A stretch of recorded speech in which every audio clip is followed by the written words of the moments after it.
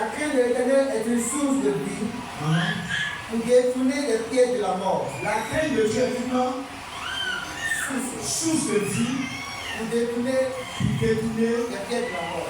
les pieds de la mort. C'est que par la crainte de Dieu, tu peux facilement emporter ou alors vaincu par les pièges de la mort. Et quand tu as la crainte, cela te permet d'être détourné des pièges de la mort. C'est à cause de la crainte de Dieu.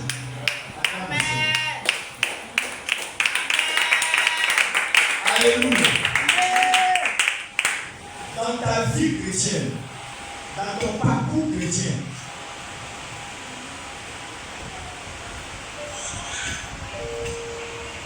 tu seras dans certaines situations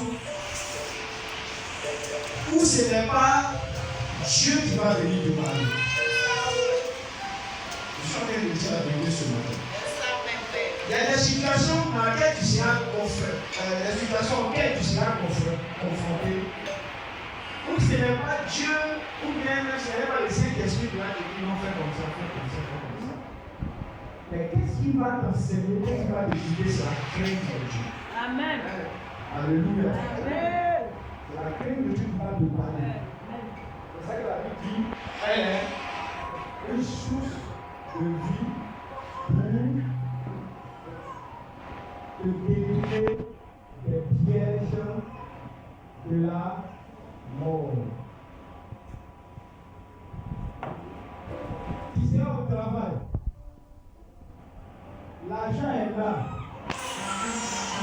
D'autres basculent dans la corruption, dans les vols.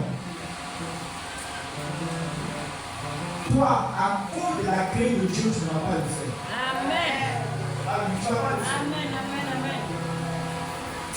Mais Dieu n'est pas là présent pour te dire qu'il ne faut pas faire ça. Mais quand tu as la crainte de Dieu même te guide. Alléluia. La crainte de Dieu, elle est une orientation pour toi. Elle est une direction pour toi. Elle est une guidance pour toi. La crainte de Dieu, elle est un chemin pour toi. À marcher toujours dans la voie de Dieu. Amen. À marcher toujours dans la volonté de Dieu. Donc, pendant que tu es au travail, peut-être une histoire d'argent, ça ne t'appartient pas. Le Saint-Esprit va pas venir te dire non, il ne va pas venir te dire il ne faut pas prendre l'argent. Non, il ne va même pas venir te communiquer ça. Mais qu'est-ce qui va te parler dans ton cœur? C'est la crainte de Dieu que tu as. Ça te parle pour dire cet argent n'est pas pour toi. Je te fais comprendre. Donc si tu cherches à avoir le Seigneur, l'argent n'est pas pour moi, mais c'est stocké là, personne ne m'a vu, est-ce que je peux prendre? Si je facilite les signatures, ça me revient, personne ne saura. Le Saint-Esprit ne va même pas dire non. Non, prends mon enfant, il ne faut pas prendre. Mais qu'est-ce qui va te parler dans ton cœur? C'est la crainte de Dieu. La crainte de Dieu va te donner de connaître que cet argent n'est pas pour toi de prendre. Comme si on n'a pas fait la condition. La crainte du Seigneur, quand la maman va s'appeler le Seigneur, encourager. Il est dit à ta maman, personne ne fait ça. Tout le monde. C'est bon. Donc, à un moment dans vos vies chrétiennes, ne cherchez pas et ne suis pas moi. Dis, est-ce que je dois prendre ce qui dans la tête? Est-ce que je dois pas prendre? Une femme en train de séduire. Ne cherche pas, n'empêche même pas le Saint-Esprit. Oh, Saint-Esprit, mais elle me séduit, elle est potéo, elle est bien. Quand je regarde, quand je la vois, quand je regarde, Saint-Esprit, dis-moi quelque chose. Le Saint-Esprit m'a bien dit.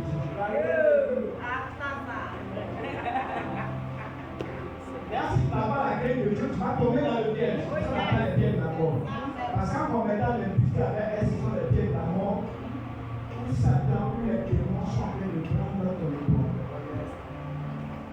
Relis Proverbe 14, verset 17. Peut-être que tu as verset 27. C'est que tu as tout dans le Proverbe 14, verset 27. Voilà. Il y a écrit. La crainte de l'Éternel est une source de vie. La crainte de l'Éternel est une source de vie. Ça veut dire que ta vie, elle dépend de la crainte de l'Éternel. des pierres de la mort. Pour détourner, d'ailleurs pour détourner l'homme de la graine de Dieu, les pierres de la mort. Il y a des pièges. Tes collègues vont te donner des pièges. Ils vont t'appeler. Ce soir, est-ce qu'on peut aller à la plage, on peut aller voir. Et dans leur groupe là, ce n'est qu'un guerrier des impudiques. Tu les vois, tel comme sa femme, ils sont dans les hôtels, ils vont à la femme. Donc tu es au milieu d'eux. Et puis c'est là que tu poses la question, Saint-Esprit, est-ce que je dois faire des quoi? Parce que le Saint-Esprit va aller te dire. Mais si tu as la crainte de Dieu, la crainte de Dieu va te partir. La crainte de Dieu va être mon enfant de l'homme. Cette direction, c'est une survie pour te détourner des pierres de la mort. C'est cela que nous cherchons tous la crainte de Dieu.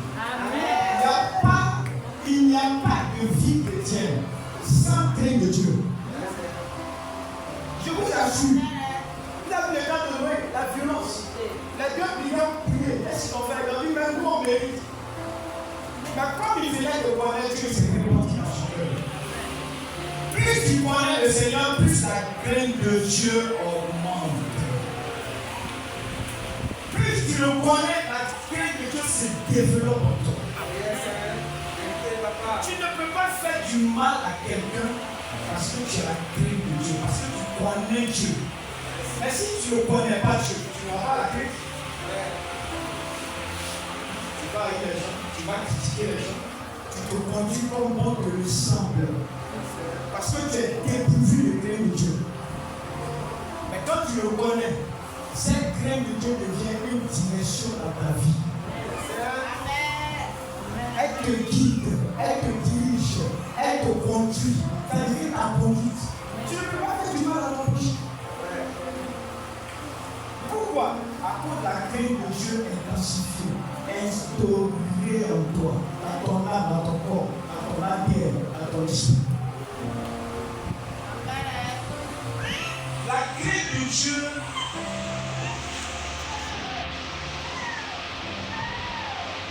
te positionne les choses du Seigneur, les choses de Dieu.